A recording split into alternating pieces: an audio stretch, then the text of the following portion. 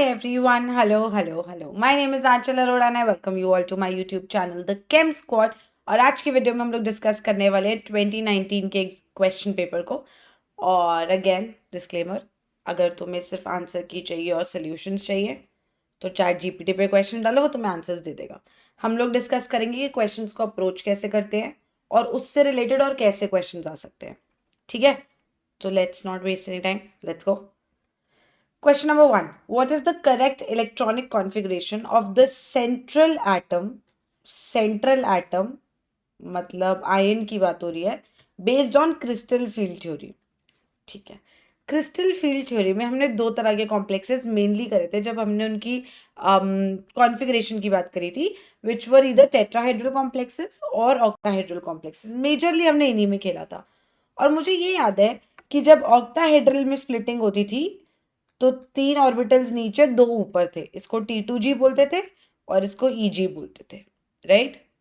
Which reminds me, there's a video which is already made on CFT और मैंने वो upload नहीं करी है, so it will come tomorrow. Sorry. ठीक है, बुढ़ापा happens. Anyway, ठीक है। और अगर हम ऑक्टाहेड्रल कॉम्प्लेक्सेस की बात करते हैं तो ये, और टेट्राहेड्रल में E नीचे होता है और T2 ऊपर होता है, ये टेट्राहेड्रल में होता है। तो हम क्योंकि ऑक्टाहेड्रल की बात कर रहे हैं, क्योंकि हम ऑक्टाहेड्रल कॉम्प्लेक्सेस की बात कर रहे हैं, तो हम ये दो तो ले नहीं सकते, तो आंसर या तो 2 है या तो 3 है। अब फिगर आउट करते हैं। K4FeCN6 है, K4FeCN6।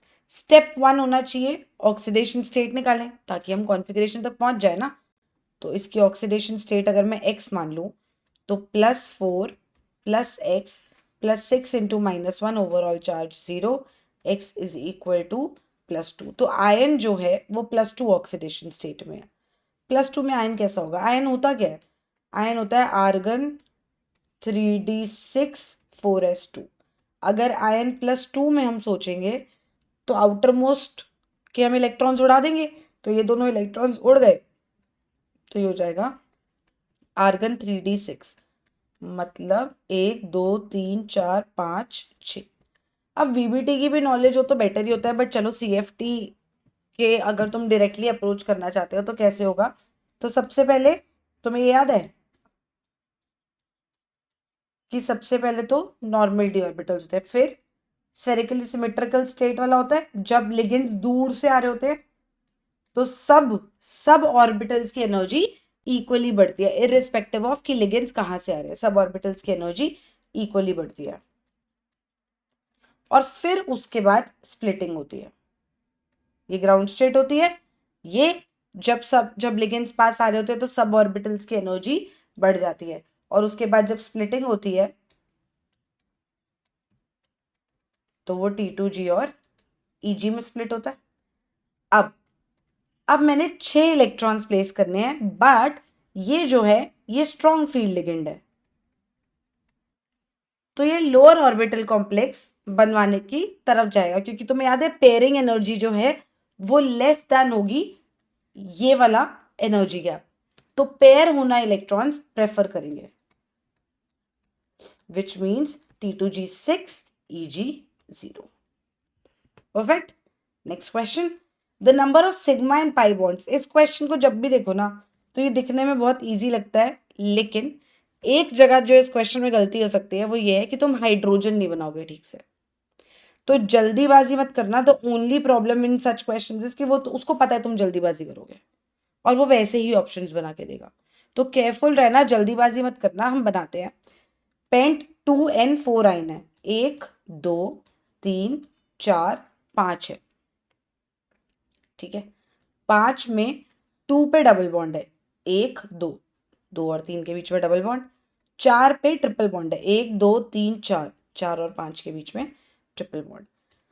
अब हर कार्बन 4 बॉन्ड बनाता है। अगर ये बात तुम्हें अच्छे से याद है तो तुम हाइड्रोजन उस हिसाब से बना सकते हो। ये कार्बन 3 बॉन्ड बना रहा है तो इस पे 1 हाइड्रोजन लगा होगा। बीच वाला कार्बन 1 2 3 4 बॉन्ड बना रहा है, एक भी हाइड्रोजन नहीं होगा इस पे। ये वाले कार्बन पे 1 2 3 1 हाइड्रोजन होगा। ये वाले कार्बन पे 1 2 3 बॉन्ड्स है, चौथा हाइड्रोजन होगा। नेक्स्ट एक बॉन्ड है, 3 हाइड्रोजन लगे होंगे, हाइड्रोजन सिग्मा बॉन्ड से लगे हैं, टोटल सिग्मा बॉन्ड्स गिनने हैं मुझे, करेक्ट। तो टोटल सिग्मा बॉन्ड्स 1 2 3 4 5 6, एक सिग्मा एक पाई होगा ना, 7 8 9 10, 10 सिग्मा बॉन्ड्स एक ही ऑप्शन है। 3 पाई बॉन्ड्स क्या मुझे दिख रहे हैं to confirm whatever I am doing? 3 pi bonds दिख रहे हैं, 1 2 3, परफेक्ट। सो 10 सिग्मा 3 पाई, ठीक है जी। Next question, the number of moles of hydrogen molecules, ध्यान से H2 पूछ रहा है कितना चाहिए और उसके मोल्स पूछ रहा है, to produce 20 mole ammonia through Haber's process. Mole concept का क्वेश्चन है, हमें क्या दिया है, हमें पता है कि अमोनिया बनना चाहिए और बनेगा हाइड्रोजन, किसके साथ रिएक्ट करता है हेबर्स प्रोसेस में? नाइट्रोजन से। अब देखो वो हमें बैलेंस करके नहीं देगा, उसने नहीं दिया, उसने आपको बोला है कि हाइड्रोजन जो है वो कितना अमोनिया बनाएगा। अब वो किसके साथ रिएक्ट करेगा, क्या होगा, कुछ भी बात नहीं करी उसने हमारे लिए, nothing has been done, right. अब वो हमें सोचना है, अब उसको हम कैसे सोचेंगे, देखो how will we approach this question. अब हम सोचेंगे कि ठीक है पहले बैलेंस करते हैं, स्टेप 1 हमेशा बैलेंसिंग होगा। तो नाइट्रोजन एक, यहाँ पे 2 नाइट्रोजन है तो यहाँ पे भी 2 नाइट्रोजन हो जाएंगे। अब यहाँ पे 6 हाइड्रोजन हो गए, तो N2 + 3H2 gives 2NH3। Now it is balanced. अब खिलवाओ मोल्स में, और हमारे हाथ में क्या होता है, हमारे हाथ में स्टोक्योमेट्री होती है। स्टोक्योमेट्री हमारे हाथ की खेल है। हमें ये पता है कि 3 मोल हाइड्रोजन अगर रिएक्ट करेंगे 1 मोल नाइट्रोजन के साथ तो 2 मोल अमोनिया बनेगा।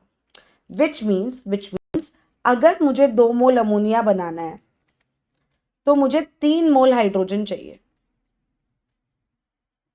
यही मतलब है इस बात का, अगर मुझे 2 मोल अमोनिया बनाना है तो मुझे 3 मोल हाइड्रोजन चाहिए, राइट। मुझे कितना अमोनिया बनाना है यहाँ पे, 20 मोल।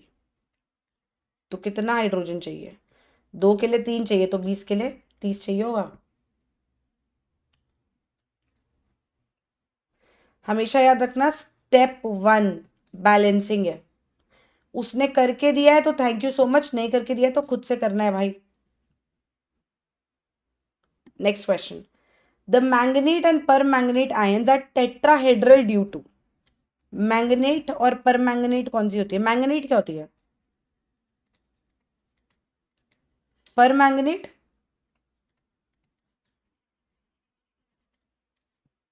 Y are they tetrahedral, why are they tetrahedral, ठीक है। इसके आसपास 4 ऑक्सीजन है, ठीक है। वो कह रहे टेट्राहेड्रल है, हम उसकी बात मानते हैं एक बार को। 4 ऑक्सीजन लगे, ऑक्सीजन डबल बॉन्ड से जुड़ता है या सिंगल बॉन्ड से जुड़ता है, तुम बताओ। ऑक्सीजन डबल बॉन्ड से जुड़ता है या सिंगल बॉन्ड से जुड़ता है? जनरली डबल से जुड़ता है। तो एक ऑक्सीजन को डबल से जोड़ दिया, 2 को डबल से जोड़ दिया, क्या चारों डबल से होंगे, सोचो। 2 माइनस चार्ज है, 2 माइनस चार्ज होगा ऑक्सीजन पे, तो जो ऑक्सीजन सिंगल से जुड़ा है उस पे एक माइनस, दूसरे पे एक माइनस, बनी मैंगनेट। पर मैंगनेट देखें, 4 ऑक्सीजन है, 3 डबल बॉन्ड से जुड़े होंगे क्योंकि एक ही माइनस है तो एक ही सिंगल से होगा। तो अब मैंगनेट आयन के बारे में बताते हैं। हाँ जी, यहाँ क्या बताना है, द पाई बॉन्डिंग इन्वॉल्व्स। अब पाई बॉन्डिंग किसके किसके बीच में होगी, मैंगनीज जो है ये डी ब्लॉक का है तो इसका डी ओवरलैप कर रहा होगा ऑक्सीजन के किसके साथ। ये पाई बॉन्ड कैसे बन रहा है, जब ऑक्सीजन का 2p इसके डी ऑर्बिटल से ओवरलैप करेगा तो ये pd पाई बॉन्ड बनेगा ना। तो pi bonding involves overlap of d orbitals of oxygen, नहीं d orbitals of manganese with p orbitals of oxygen. तो मैंने तुम्हें ये बनाना भी सिखा दिया अगर स्ट्रक्चर रिलेटेड क्वेश्चन हो, और यहाँ पे पाई बॉन्डिंग का क्वेश्चन है, ठीक है। डी पाई पी पाई होती है बॉन्डिंग। ऐसे ही SO4 2 माइनस अगर दे दे तो यहाँ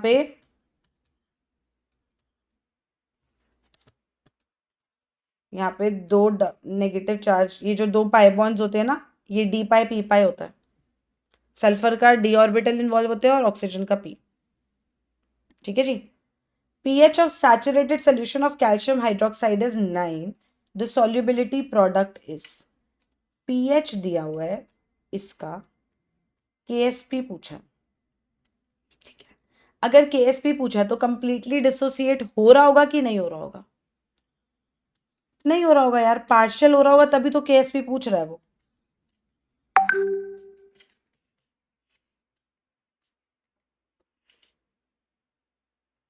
ऐसे टूटेगा ये, ठीक है जी। अगर ये टूटेगा तो ये एस सॉल्युबिलिटी और ये 2s हो जाएगी, ये मान रहे हो? या फिर मैं लिख सकती हूँ कैल्शियम आयन की concentration is equal to F, तो ओ एच माइनस आयन की कॉन्सेंट्रेशन हो जाएगी 2s। ऐसे लिख सकते हो? सही जा रही हूँ मैं? उसने मुझे इस सोल्यूशन का पीएच दिया है। पीएच कितना दिया है? पीएच दिया है 9। हमें पता है P O H plus P H is equal to 14 होता है रूम टेम्परेचर पे। पी ओ एच आ गया 5। क्यों चाहिए मुझे P O H? Why am I talking about P O H? क्या लॉजिक है? क्योंकि अगर मेरे पास पी ओ एच होगा तो मेरे पास ओ एच माइनस आयन की कॉन्सेंट्रेशन होगी, जो मेरा 2s है। इस वजह से मैं डायरेक्टली भी खेल सकती हूँ कि 2s into S, sorry 2s का whole square into S, 2s आ जाएगा तो s आ जाएगा, मेरा के एस पी की वैल्यू आ जाएगी। How to approach this question फिर से बता रही हूँ। उसने मुझे यहाँ पे ओ एच माइनस आयन की कॉन्सेंट्रेशन इनडायरेक्टली दी है, which is a good thing. The moment I have O H minus की कॉन्सेंट्रेशन, मैं बोल सकती हूँ कि अगर कैल्शियम हाइड्रोक्साइड टूटेगा तो ये S है, तो ये 2s है। मेरे पास 2s की वैल्यू है भाई, मैं s तो निकाल ही सकती हूँ। और वो सब आ गया तो 4s cube is equal to K S P, answer आ गया। ये ऐसे अप्रोच करा मैंने सोचा तूने मुझे दिया क्या और वो मेरे काम का कैसे है, ठीक है। तो उसने मुझे ओ एच माइनस की कॉन्सेंट्रेशन दी है कितनी? अगर पी ओ एच 5 है तो ओ एच माइनस 10⁻⁻5 मोलर है। ओ एच माइनस मेरे पास 10⁻⁻5 मोलर है, इसका मतलब 2s की वैल्यू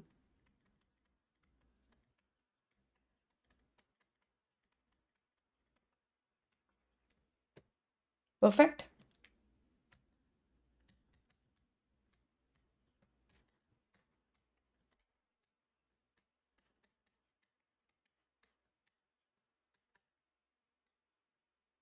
4 हो जाएगा, ये 1/8 हो जाएगा, तो ये 1/2 बचेगा। 1/2 मतलब 0.5 आ गया। Next question. The mixture that forms maximum boiling azeotrope is, constant boiling mixture होता है ना एजियोट्रोप। मैक्सिमम बॉइलिंग का मतलब क्या है? कि बॉइलिंग पॉइंट हाई हो, इसका मतलब वेपर प्रेशर कम हो। तो हमें ऐसा सोल्यूशन ढूंढना है जिसमें फोर्सेस ऑफ अट्रैक्शन बहुत ज्यादा है, ताकि उनका बॉइलिंग पॉइंट बहुत ज्यादा है। सिंपल सा लॉजिक लगाना है। तो वो तो वाटर और नाइट्रिक एसिड ही हो ना, सबसे ज्यादा गेम यहाँ पे है फोर्सेस ऑफ अट्रैक्शन की। बात समझ आई? नेक्स्ट, ठीक है। मैच द जेनॉन कंपाउंड्स, वैसे तो ये पी ब्लॉक का क्वेश्चन है बट ये अभी केमिकल बॉन्डिंग का भी तो क्वेश्चन है। जब आपको ये ऐसा क्वेश्चन दे तो इसको सीधा वीबीटी से रिलेट करो। स्टेरिक नंबर निकालो, स्टेप 1। स्टेरिक नंबर निकालो, उसके अकॉर्डिंग हाइब्रिडाइजेशन आ जाएगी। Step 2, steric number is equal to lone pair plus sigma bond गिनो। सेंट्रल एटम कितने सिग्मा बॉन्ड बना रहे हैं उस हिसाब से लोन पेयर निकालो, और अगर आपके लोन पेयर आ गए तो आप शेप तक पहुंच जाओगे आराम से। तो XeF4 की जब बात हो रही है, हाफ ऑफ, स्टेरिक नंबर का फॉर्मूला याद है? Half of valence electrons on the central atom plus कितने मोनोवेलेंट एटम्स या ग्रुप्स जुड़े हैं, minus magnitude of cationic charge plus magnitude of anionic charge. और इसका दूसरा फॉर्मूला होता है lone pair plus sigma bonds. तो half of valence electrons on xenon होते हैं 8, फ्लोरीन सिंगल बॉन्ड से जुड़ता है तो मोनोवेलेंट होगा, ऐसे 4 फ्लोरीन है, ना कटायनिक चार्ज है ना अनायनिक चार्ज है, तो ये आ जाएगा 6। 6 का मतलब है sp3d2 हाइब्रिडाइजेशन है। sp3d2 हाइब्रिडाइजेशन है। कितने सिग्मा बॉन्ड बना रहे हैं जेनॉन? 4 फ्लोरीन है तो 4 सिग्मा बॉन्ड बना रहे हैं, तो 6 is equal to 4 sigma bonds plus lone pair.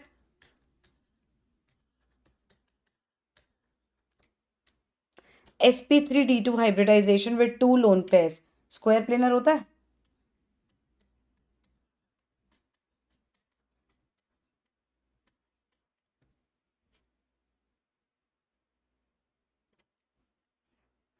Square planar. अब हमेशा मैंने बोला जब भी मैच द फॉलोइंग क्वेश्चन आएगा, पहला जो तुम्हारा मैच हो गया उसके अकॉर्डिंग ऑप्शंस देखो। कभी कभी ऐसा होता है कि सिर्फ तुम्हें एक मैच करना होता है and you get to the answer, तो क्विकली क्वेश्चन हो जाता है, 10 सेकंड में हो जाता है। ये तो मैं तुम्हें समझा रही हूँ तो पूरा लिख रही हूँ अलग अलग कलर में, पेपर में थोड़ी मैं ऐसे अटेम्प्ट करूंगी, जल्दी जल्दी हाथ चलाऊंगी ना। तो एक से ही आंसर आ जाएगा। तो अगर ए का 2 है, ऐसे कितने ऑप्शन है? 2, 50-50 हो चुका है, पहुंच गए हो तुम। या तो आंसर 3 है या तो 4 है। अगला देखते हैं, XeF6 देखते हैं। 8 वैलेंस इलेक्ट्रॉन्स, 6 मोनोवेलेंट जुड़े हैं। अरे ना कोई अनायनिक चार्ज ना कोई कटायनिक चार्ज।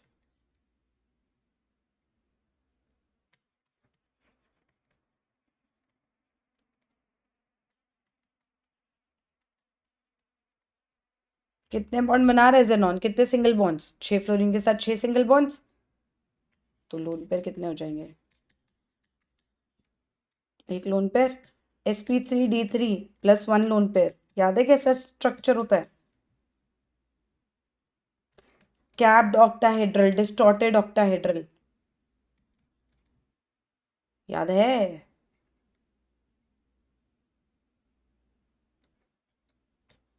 ऐसे कैप की तरह वो निकलता रहता है, कहीं ना कहीं से डिस्टॉर्ट होता रहता है लोन पेयर, कहीं से भी आता रहता है। तो ये है distorted octahedral which is option 3। XeOF4 निकालोगे तो सेम मेथड से half of 8 valence electrons, oxygen को मोनोवेलेंट में मत गिनना, ऑक्सीजन डाइवेलेंट होता है, 4 मोनोवेलेंट जुड़े हैं, तो ये आ जाएगा 12 sp3d2, 6 आ जाएगा ना नंबर। तो 6 is equal to 5 sigma bonds बनाएगा, 5 लोग जुड़े हैं तो 5 तो सिग्मा बॉन्ड्स बनाएगा ही, प्लस लोन पेयर एक आ जाएगा। sp3d2 प्लस लोन पेयर क्या होता है? स्क्वायर पिरामिडल, ये आ जाएगा। XeO3 की हाइब्रिडाइजेशन आएगी sp3 और आपको एक लोन पेयर मिलेगा तो पिरामिडल आ जाएगा। ठीक है, next question. Conjugate base for Brønsted acids H2O and HFR। Conjugate base पूछा है, कब बनता है कॉन्जुगेट बेस? जब भी कोई एसिड अपना H प्लस छोड़ देता है, उसके बाद जो चीज बचती है वो उस एसिड का कॉन्जुगेट बेस है। जैसे अगर मैं एक HA एसिड हूं और मेरा H प्लस निकल गया, तो H प्लस निकलने के बाद जो ये A माइनस बचूंगी वो कॉन्जुगेट बेस हूं मैं, समझे? ठीक है, अब H2O से एक H प्लस उड़ा दो, एक H प्लस उड़ा दो तो OH माइनस बचेगा, तो OH माइनस इसका कॉन्जुगेट बेस है। HF से एक H प्लस उड़ा दो, H प्लस उड़ा दो तो F माइनस बचेगा, वो इसका कॉन्जुगेट बेस है। ठीक है, कोई भी स्पीशीज है बेटा, कोई भी स्पीशीज है, मान लो HA माइनस HS माइनस करके है, कोई भी स्पीशीज है, अगर उसका कॉन्जुगेट बेस पूछा है तो आपको एक H प्लस उड़ाना होता है। अब HS माइनस है, इससे एक और H प्लस उड़ाया तो S2 माइनस बचेगा, एक माइनस पहले का था, एक H प्लस और उड़ गया तो 2 माइनस चार्ज आ गया। तो HS माइनस का कॉन्जुगेट बेस S2 माइनस है। और अगर बेटा किसी भी चीज का कॉन्जुगेट एसिड पूछता है तो उसमें एक H प्लस जोड़ दो, तो HS माइनस में जब एक H प्लस आएगा तो H2S हो जाएगा। तो HS माइनस का conjugate acid is H2S, but इसका conjugate base is S2 minus. Perfect, moving on. Which of the following reactions are disproportionation reaction? Disproportionation reaction, redox reactions, पूरा चिट्ठा करा रखा है मैंने इसका, ज़्यादा तो मैं नहीं समझाऊंगी। I would want you to go and watch the playlist. Redox reactions में बस इतना बता रही हूँ, जब भी कोई अपनी इंटरमीडिएट ऑक्सीडेशन स्टेट में होता है और वो ऑक्सीडाइज भी होता है और रिड्यूस भी होता है, तो हम बोलते हैं कि वो डिसप्रपोर्शनेट हुआ है। जो फर्स्ट केस में कॉपर +1 में है वो +2 में भी जा रहा है और 0 में भी जा रहा है, वो ऑक्सीडाइज भी हो रहा है वो रिड्यूस भी हो रहा है, तो वो डिसप्रपोर्शनेट हो रहा है। सेकेंड वाले केस में मैंगनीज यहाँ पे +6 में है, वो यहाँ पे +7 में जा रहा है और यहाँ पे +4 में जा रहा है। ऑक्सीडेशन स्टेट बढ़ भी रही है, घट भी रही है, वो ऑक्सीडाइज भी हो रहा है, वो रिड्यूस भी हो रहा है, तो वो यहाँ पे डिसप्रपोर्शनेट हो रहा है। KMnO4 में मैंगनीज +7 ऑक्सीडेशन स्टेट में है, यहाँ पे +6, यहाँ पे +4, वो सिर्फ घट रहा है, वो सिर्फ रिड्यूस हो रहा है, वो ऑक्सीडाइज फर्दर नहीं हो रहा है, तो ये डिसप्रपोर्शनेशन नहीं है। सिमिलरली लास्ट वाले केस में ये कॉम प्रोपोर्शनेशन रिएक्शन है, +7 और +2 मिलके +4 दे रहे हैं। अगर इस रिएक्शन को मैं उल्टा करके लिखती ना कि MnO2 जो है वो MnO4 माइनस और Mn2+ दे रहा है, तो वो डिसप्रपोर्शनेशन होता है। ये डिसप्रपोर्शनेशन नहीं है, तो कॉम प्रोपोर्शनेशन है। आंसर आ जाएगा A and B only. Perfect. Next, a gas at 350 kelvin, देखो उसका धन्यवाद है कि वो हमें केल्विन में टेम्परेचर दे रहा है। बहुत चांसेस होते हैं फिजिकल केमिस्ट्री में कि वो हमें टेम्परेचर केल्विन में नहीं देता है। हमें याद रखना है कि भाई साहब टेम्परेचर केल्विन में होना चाहिए। आपने दिया है, थैंक यू सो मच। नहीं देते तो हम कन्वर्ट करते, फिर फॉर्मूला में डालते। बहुत इंपॉर्टेंट बात है ये, मजाक में मत लेना इसको। और उसका 15 बार pressure, molar volume is 20% smaller than that for an ideal gas under same conditions. Volume real is less than volume ideal. Compressibility factor क्या होता है? V real upon V ideal होता है। ठीक है, मतलब आइडियल वॉल्यूम इतनी है, रियल वॉल्यूम उससे कम है। आपने एक्सपेक्ट किया था कि आपने एक गैस रखी है, अगर वो अपनी आइडियल स्टेट में होती तो उसकी वॉल्यूम इतनी है, इतनी वॉल्यूम वो हम उसकी देख पा रहे हैं। पर अगर वो रियल स्टेट में है तो हम कह रहे हैं कि उसकी वॉल्यूम जो है वो कम है। अब लॉजिक क्या है इसके पीछे? देखो z की वैल्यू तो <1 आ गई, वो तो चलो फॉर्मूला बेस्ड है कि z होता है compressibility factor which is v real upon v ideal, और मोलर वॉल्यूम्स लेते हैं हम। अब v रियल v आइडियल है तो न्यूमरेटर कम है, डिनोमिनेटर ज्यादा है, वैल्यू जो है वो <1 आएगी। तो z की वैल्यू <1 है, ठीक है, तो आंसर या तो 1 है या तो 4 है। अब गेम क्या, अब आपको फोर्सेस बताने हैं। ठीक है, गैस के मॉलिक्यूल्स हैं, ऐसे हम एक्सपेक्ट कर रहे थे कि वो इतने डिस्टेंस में एक दूसरे से रहेंगे, वो पास पास रह रहे हैं। कोई भी चीजें पास पास कब रहती हैं? क्या लॉजिक होता है? कोई भी चीज पास पास तब रहती है जब उनमें फोर्स ऑफ अट्रैक्शन, उनको एक दूसरे की शक्ल पसंद आ रही है। भाई शक्ल ही पसंद नहीं आ रही तो धक्का मारते रहेंगे ना एक दूसरे को कि उधर होके बैठ, थोड़ा जगह दे मुझे बीच में। अब एक दूसरे की शक्ल पसंद आ रही है, अट्रैक्शन है, तो वो पास पास होके बैठ रहे हैं। जब वो पास पास होके बैठ रहे हैं तो हम जितनी वॉल्यूम एक्सपेक्ट कर रहे थे उससे कम वॉल्यूम मिली, क्योंकि वो तो पास पास होके बैठे हैं। हम एक्सपेक्ट कर रहे थे इतनी जगह लेंगे, उन्होंने इतनी जगह ले ली क्योंकि वो पास पास थे। और वो पास पास क्यों थे? क्योंकि फोर्सेस ऑफ अट्रैक्शन डोमिनेट कर रहे हैं, इस वजह से इसका आंसर 4 है। लॉजिकली जाया करो, रट्टा नहीं होता है कुछ भी। Next, among the following the reaction that proceeds through an electrophilic aromatic substitution, भैया पोथा भर के है ये यूट्यूब पे, द केम स्क्वाड चैनल पे, देखो इन चीजों को। यहाँ पे क्या होगा, तुम्हें नहीं आता ये क्वेश्चन अप्रोच करना, पर तुम्हें ये पता है कि HCl टूटेगा, H+ और Cl- देगा। OH में ऑक्सीजन पे लोन पेयर है, ये जाएगा ये H+ लेने, लीविंग ग्रुप बनेगा, निकल जाएगा, Cl लग जाएगा। ये इलेक्ट्रोफिलिक सब्सटीट्यूशन हुआ कि नहीं हुआ? हुआ कि नहीं हुआ? न्यूक्लियोफिलिक हुआ ना, लीविंग ग्रुप निकला, Cl- ने अटैक किया, न्यूक्लियोफिलिक सब्सटीट्यूशन हुआ ना ये। Cl- is a nucleophile. अरे न्यूक्लियोफाइल जिसके पास बहुत ज्यादा इलेक्ट्रॉन डेंसिटी होती है, जो इलेक्ट्रॉन रिच स्पीशीज होते हैं, और इलेक्ट्रोफाइल्स जो होते हैं वो गरीब होते हैं, उनके पास इलेक्ट्रॉन डेंसिटी नहीं होती। पॉजिटिवली चार्ज्ड वाले या फिर कार्बीन्स जैसे जैसे जिनके पास इलेक्ट्रॉन डेंसिटी कम होती है। ठीक है, नेक्स्ट, ये जो N2Cl है, ये जो N2 लीविंग ग्रुप है, ये निकलता है और Cl- आता है, ये भी न्यूक्लियोफिलिक सब्सटीट्यूशन में आएगा। N2 निकल रहा है ना लीविंग ग्रुप, नाइट्रोजन पॉजिटिव है, इलेक्ट्रॉन डेंसिटी लेके जा रहा है, न्यूक्लियोफाइल की तरह निकल रहा है, लीविंग ग्रुप निकल रहा है और इनकमिंग न्यूक्लियोफाइल आ रहा है। ठीक है, तो ये भी नहीं है। ये वाला कौन सा है? Directly electrophilic aromatic substitution reaction है, क्लोरिनेशन। जाओ यूट्यूब पे पूरी वीडियो देखो। तो इसका आंसर आ जाएगा option 3। Next question, N alkene A on reaction with ozone and zinc H2। Reagents देखते ही ना दिमाग चलने लग जाना चाहिए कि ये लोग क्या करते हैं। एल्कीन के साथ क्या करेगा ये, ओजोनोलिसिस। रिडक्टिव या ऑक्सीडेटिव, रिडक्टिव। इसका मतलब है कि अगर एल्डिहाइड बनेगा तो वो एल्डिहाइड ही रहेगा, वो एसिड नहीं बन जाएगा। ठीक है। Gives propanone and ethanol. Propanone बनाना आता है, एसीटोन को बोलते हैं प्यार से प्रोपेनोन। और इथेनॉल कैसे बनेगी एल्कीन फिर, ये था, ये था। ये दो कब बने होंगे, जब एल्कीन ऐसा होगा,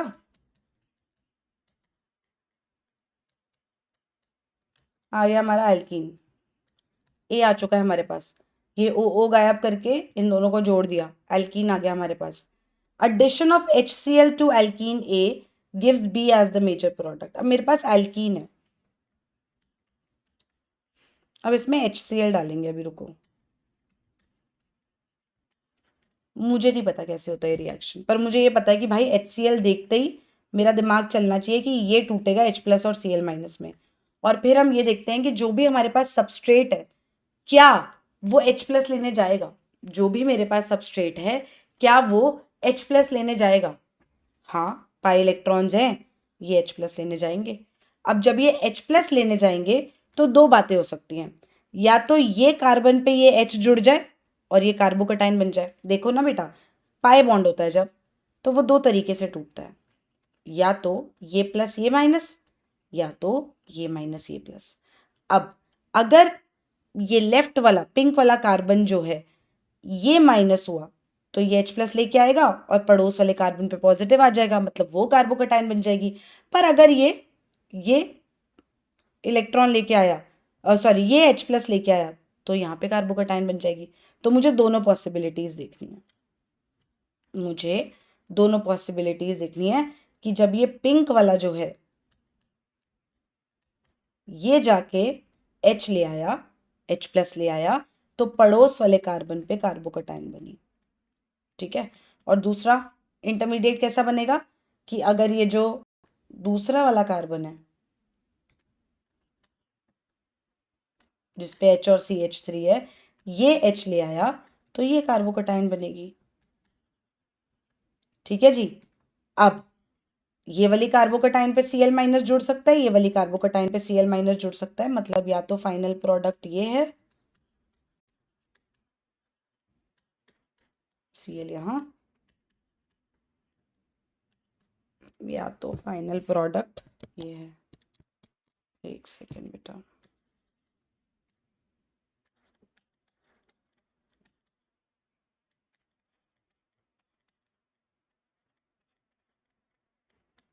ठीक है ना।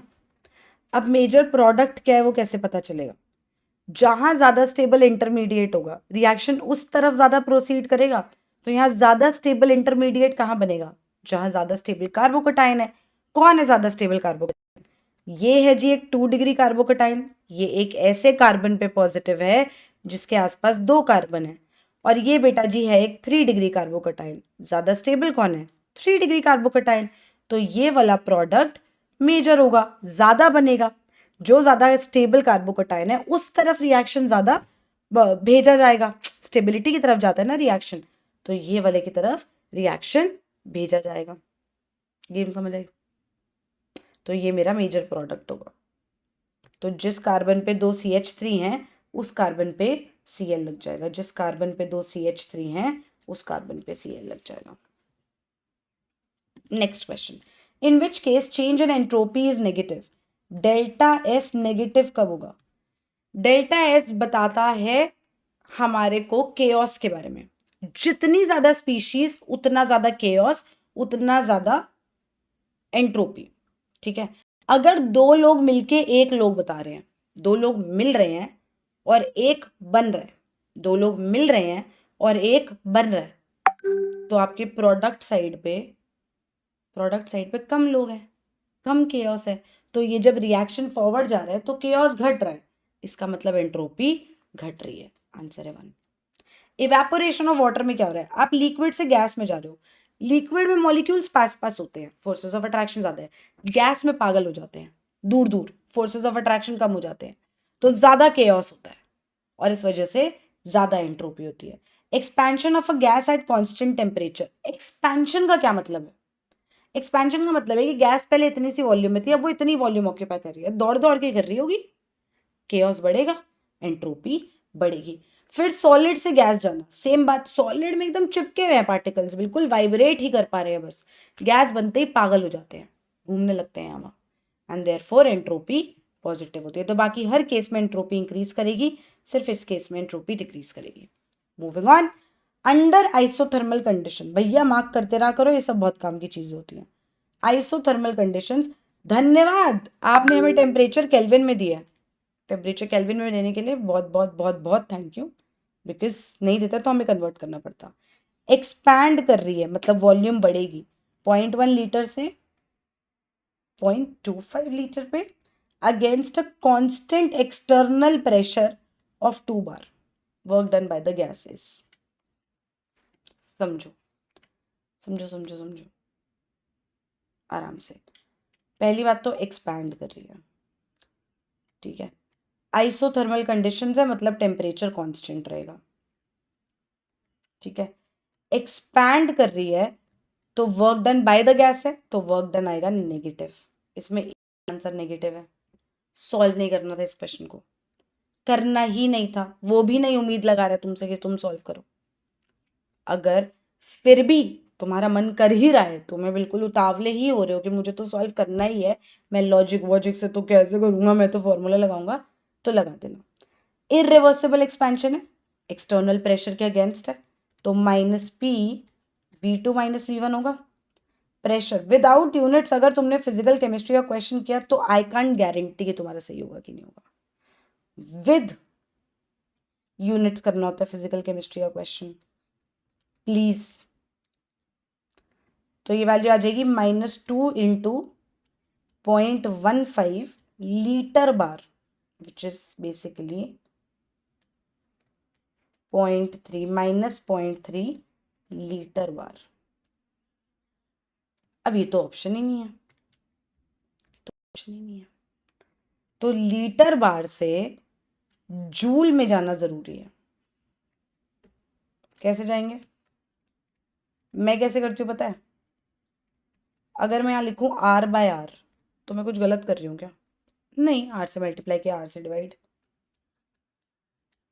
मैं उस वाले R से मल्टीप्लाई करती हूँ जिस यूनिट में मुझे अपना आंसर चाहिए। देखो 8.314 जूल पर केल्विन पर मोल, और मैं उस वाले R से डिवाइड करती हूँ जो यूनिट कन्वर्ट करना है।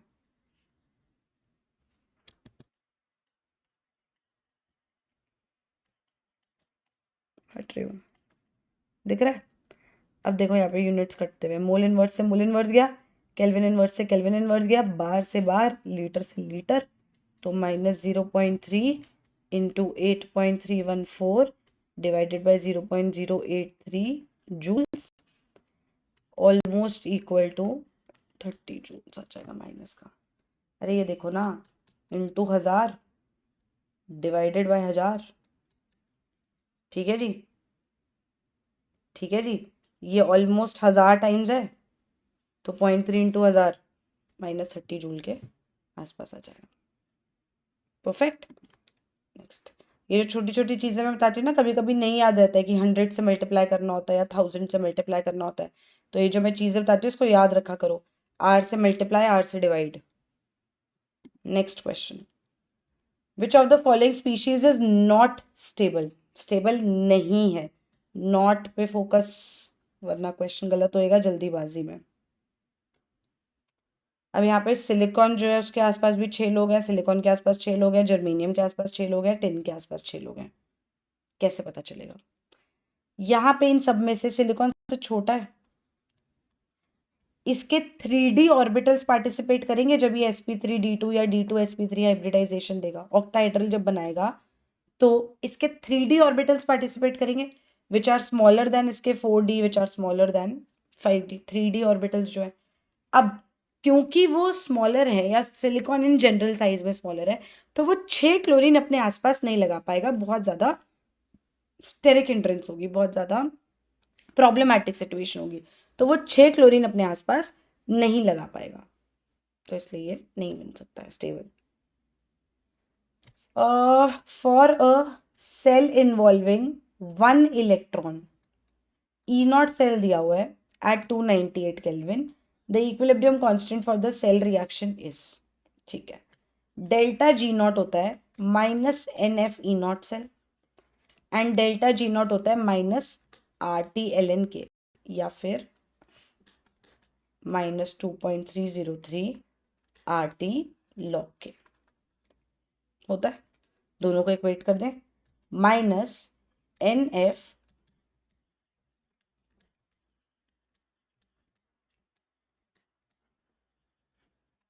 यहाँ तक सही है, ये सही जाएगा। एन की वैल्यू 1 है, एफ की वैल्यू लेने की जरूरत ही नहीं है कि वो अभी वो ये कराएगा, देखो -1 F E not cell is equal to 2.303, temperature 298 kelvin पे उसने कुछ वैल्यू दी है, अगर मैं इसको लिखूं E not cell is equal to,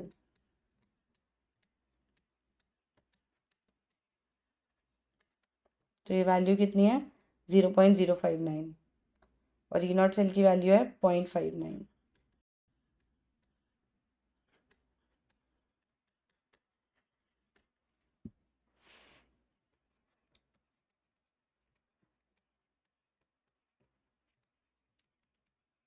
सही जा रहे हैं?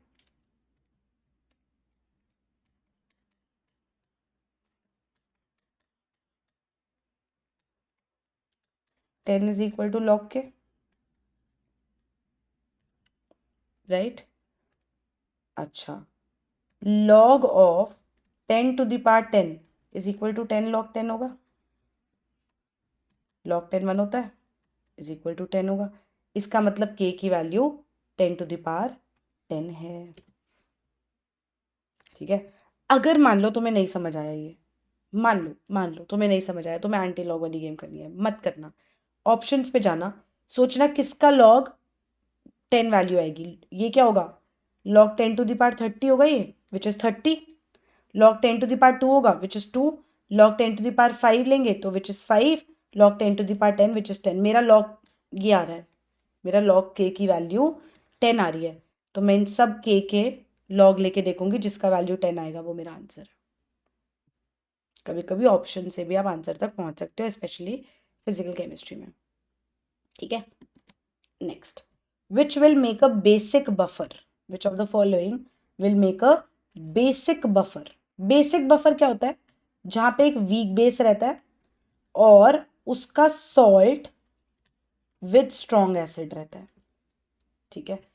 NaOH वीक बेस नहीं है, नहीं है, मेरे काम का नहीं है, बिल्कुल नहीं है, छोड़ दो यहीं पे, NaOH वीक बेस नहीं है, मेरे काम का नहीं है, NaOH वीक बेस नहीं है, मेरे काम का नहीं है, मैं सोचूंगी ही नहीं। NH4OH weak base, I can think. अब ये जो वीक बेस है इसको रिएक्ट कराया जा रहा है HCl से, फाइनल सोल्यूशन में वीक बेस और उसका सॉल्ट बचना चाहिए, NH4Cl बनेगा प्लस पानी, देखते हैं फाइनल सोल्यूशन में ये बचता है कि नहीं। 0.1 मोलर 100 ml HCl है,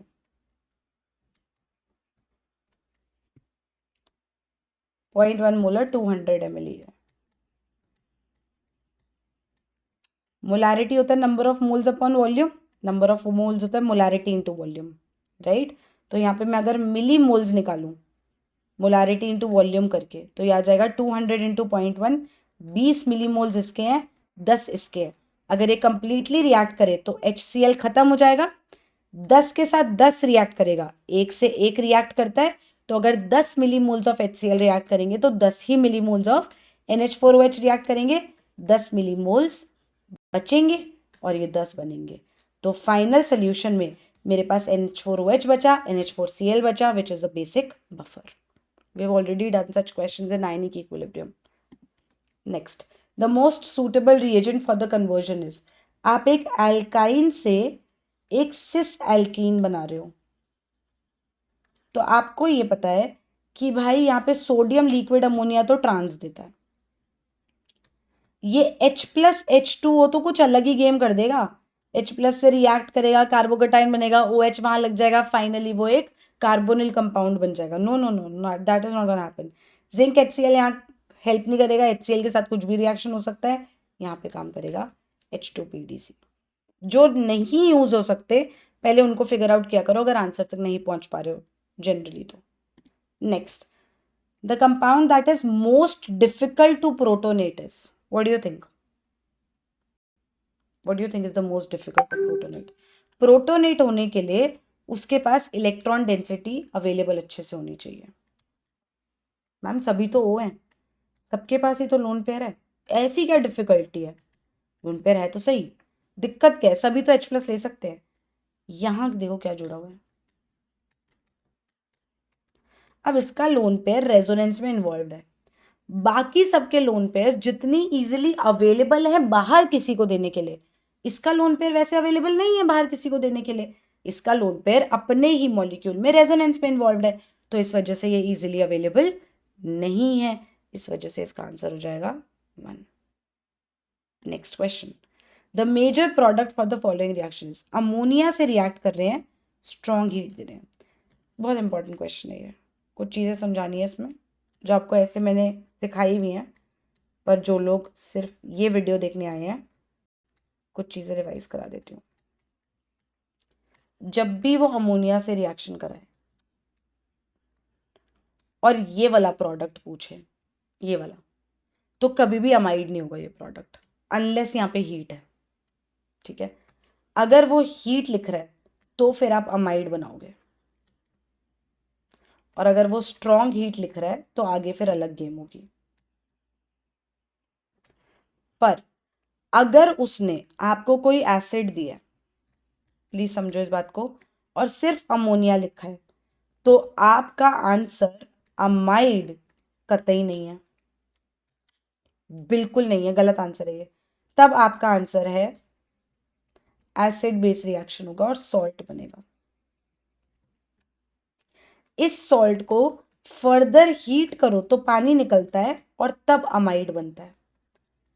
तो अगर उसने आपको एसिड में अमोनिया डलवाया है तो आपका आंसर सॉल्ट होना चाहिए, एसिड बेस रिएक्शन।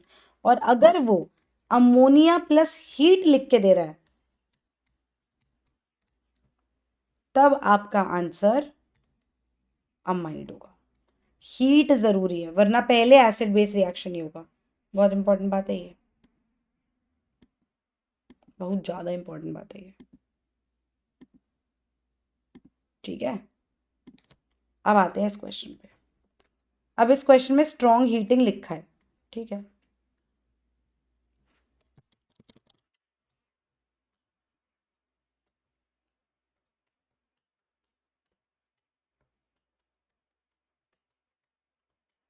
देखो अमोनिया है, हीट करेंगे, हीट करा है मैंने तो अमाइड बनेगा। चलो पहले हीट नहीं करती, चलो कर ही देते हैं यार, स्टेप बचेगा मेरा। समझ गए ना? अगर नहीं किया तो सॉल्ट बना के छोड़ देना बस, अमाइड ना बनाना। अभी मैं हीट कर रही हूँ इसलिए अमाइड बना रही हूँ, ठीक है? अब गेम ये है कि ये हीट पे नहीं रुका है, इसने बोला स्ट्रॉन्ग हीट की है तो कुछ तो अलग होगा। स्ट्रॉन्ग हीट में क्या होगा, ये आपस में रिएक्ट करने लगेगा, मतलब ये नाइट्रोजन के लोन पेयर जो हैं वो इस कार्बोनिल कार्बन पे अटैक करने लगेंगे। ये पाई इलेक्ट्रॉन्स कहीं से भी कहीं का करा देना, दोनों सेम ही चीज़ है। ये पाई इलेक्ट्रॉन्स ऑक्सीजन पे जाएंगे तो हमें मिलेगा क्या?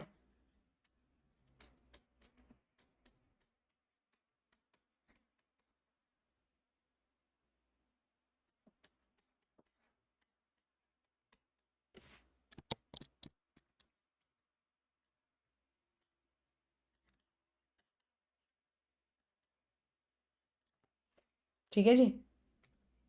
अब ये नाइट्रोजन पे पॉजिटिव है, जो उसको पसंद नहीं आ रहा होगा, तो यहाँ पे होगा intramolecular proton exchange, proton transfer.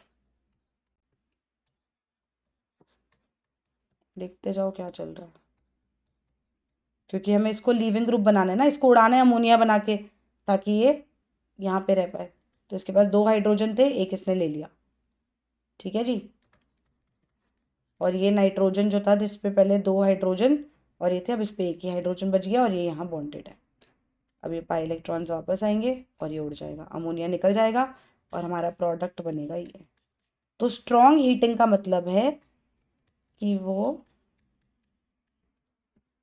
ये प्रोडक्ट देने लगेगा और अमोनिया निकल जाएगा।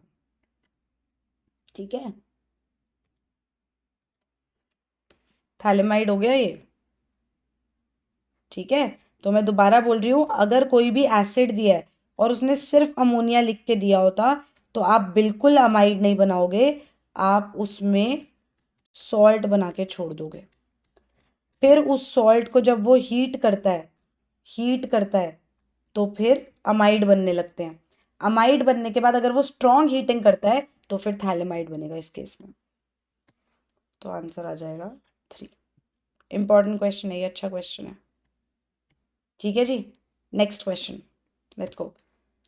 N2+3H2 gives 2NH3 है, पूरा केमिकल इक्विलिब्रियम करा है।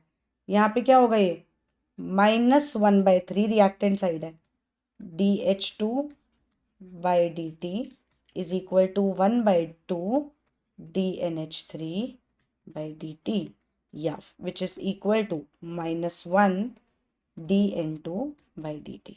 तो इसमें आंसर 4 है क्योंकि उसने ये दिया है और ये दिया है। रिएक्टेंट वाली साइड पे माइनस आएगा रेट में, प्रोडक्ट वाली साइड में नहीं आएगा। Which of the following is diatomic molecular species has only pi bonds. देखो, जब आप बात करोगे, सुनो सुनो सुनो, boron, carbon, nitrogen, oxygen, fluorine, इन वाले केस में 2s2p मिक्सिंग होती है। इस वाले केस में 2s2p मिक्सिंग नहीं होती। 2s2p मिक्सिंग होने की वजह से आप इसको कैसे लिखते हो, sigma 1s, sigma star 1s, sigma 2s, sigma star 2s, पाई पहले आता है, 2p बाद में आता है, सिग्मा 2p बाद में आता है। यहाँ पे सिग्मा 2p पहले आता है, पाई 2p बाद में आता है। ठीक है, ये एक डिफरेंस है इनके मॉलिक्यूलर ऑर्बिटल डायग्राम में, तो ऐसे लिखा करो ताकि काम आए। अब लिखते हैं पहले जिनकी बात करते हैं, सिग्मा 1s, मैं तो ऐसे लिखती हूँ भाई जल्दी जल्दी, sigma star 1s, sigma 2s, sigma star 2s, 2s2p mixing हो रही है, पाई 2px और पाई 2py सेम एनर्जी लेवल पे, फिर sigma 2pz, pi star 2px, pi star 2py same level पे और सिग्मा स्टार 2pz ऊपर। ठीक है, अब मैं इलेक्ट्रॉन्स गिनती हूँ। तू किसकी बात कर रहा है, बेरिलियम की। अरे बेरिलियम में तो सुनो सुनो 8 इलेक्ट्रॉन्स होते हैं, 2 2 4 2 6 2 8, बॉन्ड ही नहीं बनता, बॉन्ड ऑर्डर 0 आता है इसमें, तो ये तो है ही नहीं आंसर। ठीक है, उसके बाद N2 और C2 देख लेते हैं क्योंकि मैंने ये वाला पहले बनाया ना। N2 के लिए कितने इलेक्ट्रॉन्स होंगे, एक नाइट्रोजन में 7 इलेक्ट्रॉन्स होते हैं, तो 2 में होंगे 14, तो मैं इसको बढ़ती हूँ, 2 2 2 4 2 6 2 8, फिर 9 10 11 12 13 14। ठीक है जी, यहाँ पे कितने बॉन्ड्स बनेंगे टोटल, कितने बॉन्ड्स बनेंगे, एक सिग्मा बॉन्ड बनेगा, 2 पाई बॉन्ड्स बनेंगे, बाकी इस सिग्मा से ये सिग्मा स्टार कट गया तो ये सिग्मा बॉन्ड खत्म, ये सिग्मा वाले दोनों से सिग्मा स्टार, तो एक बॉन्ड बन रहा है, एक बॉन्ड घट रहा है। यहाँ पे सिग्मा 1s की वजह से एक बॉन्ड बन रहा था, सिग्मा स्टार 1s की वजह से वो एक बॉन्ड चला गया, सिग्मा 2s की वजह से एक बॉन्ड बन रहा था, सिग्मा स्टार 2s की वजह से वो एक बॉन्ड चला गया। तो यहाँ पे पाई बॉन्ड बनेगा, पाई बॉन्ड बनेगा, सिग्मा, तो 3 बॉन्ड बन रहे हैं, एक सिग्मा 2 पाई, तो ये तो मेरा आंसर नहीं है, ये मेरा आंसर नहीं है N2 वाला। अब C2 पे आते हैं, C2 में कितने इलेक्ट्रॉन्स भरने हैं मुझे, C2 एक कार्बन में 6 इलेक्ट्रॉन्स होते हैं, तो 2 कार्बन मतलब 12 इलेक्ट्रॉन्स, 2 2 4 2 6 2 8 9 10 11 12, पहले सिंगली भरेंगे पूरी तरह। ये सिग्मा बॉन्ड बन पाता है एक, पर ये सिग्मा स्टार में इलेक्ट्रॉन्स है तो ये तो नहीं बन पाया। ये सिग्मा बॉन्ड बन पाता है, सिग्मा स्टार में इलेक्ट्रॉन्स है, नहीं बन पाया, एक पाई दूसरा पाई, आंसर है हमारा C2। O2 का मॉलिक्यूलर ऑर्बिटल डायग्राम बनाना है तो sigma 1s, sigma star 1s, sigma 2s, sigma star 2s, sigma 2pz, फिर पाई, पाई 2px, पाई 2py, फिर पाई स्टार, एंड में सिग्मा स्टार। O2 है, 16 इलेक्ट्रॉन्स भरने हैं, 2 2 4 2 6 2 8 10 11 12 13 14 15 16। तो यहाँ पे तो बॉन्ड बनेगा ही नहीं, यहाँ पे भी नहीं बनेगा, सिग्मा सिग्मा स्टार कैंसिल हो गया, एक सिग्मा बॉन्ड ये रहा, राइट। ये एक पाई होता, ये दो पाई होते, पर दो इलेक्ट्रॉन्स पाई स्टार में, तो एक पाई बॉन्ड टोटल बनेगा, एक सिग्मा एक पाई। ये हमारा आंसर नहीं है, answer is C2। Next question, identify the incorrect. Incorrect पे ध्यान दो। PCl5 की पहले खुद की पूरी कहानी लिख लो भैया, फिर एक क्वेश्चन पढ़ना शुरू करना। PCl5, मुझे इसके बारे में क्या पता है, इसका स्टेरिक नंबर आएगा हाफ ऑफ, फॉस्फोरस में कितने इलेक्ट्रॉन्स है, 5, 5 मोनोवेलेंट जुड़े हैं। sp3 डिहाइब्रिडाइजेशन आ गई इसकी, 5 is equal to lone pair plus sigma bonds, 5 ही सिग्मा बॉन्ड मुझे दिख रहे हैं, 5 क्लोरीन जुड़े हुए हैं, तो लोन पेयर आ गए 0। इसका मतलब है ये ट्राइगोनल बाय पिरामिडल ज्योमेट्री का है।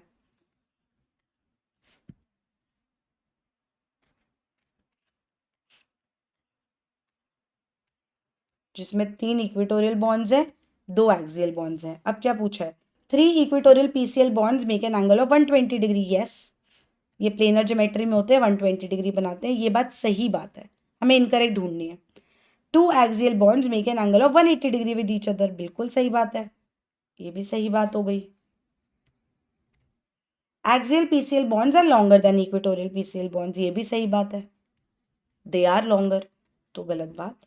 PCl5 इज नॉन रिएक्टिव, तो ये तो गलत बात हुई ना। क्यों गलत बात हुई है, PCl5 इतना हाईली रिएक्टिव है, हमने इतने ऑर्गेनिक के रिएक्शंस में इसको देखा है, अल्कोहल्स के साथ इतना इजीली रिएक्ट करता है PCl5, कार्बोक्सिलिक एसिड से एसिड क्लोराइड बनाने के लिए चाहिए ये, तो PCl5 इज रिएक्टिव, तभी इतने लोगों के साथ रिएक्ट कर रहा है, वरना ना करता।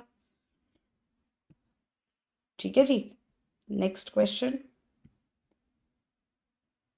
ठीक है, 4d 5d 5p 5f 6p orbitals are arranged in the order of decreasing energy. The correct option is 4d 5p 5f 6p।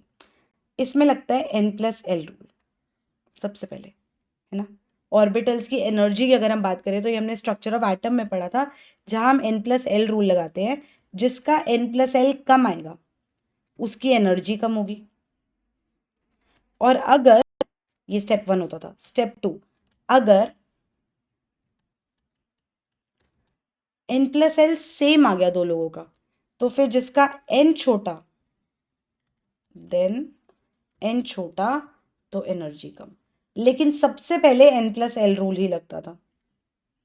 तो यहाँ पे 4d है, n और l की वैल्यू क्या है, यहाँ पे n की वैल्यू है 4, l क्या होगा, 0s होता है, 1p होता है, 2d होता है, तो 4 + 2 6 आ गया, ये 5p है, 5 + 1 6 आ गया, ये भी 5f है, 5 + 3 8 आ जाएगा, f इज 3, 6p है, n की वैल्यू 6, l की वैल्यू 1 7।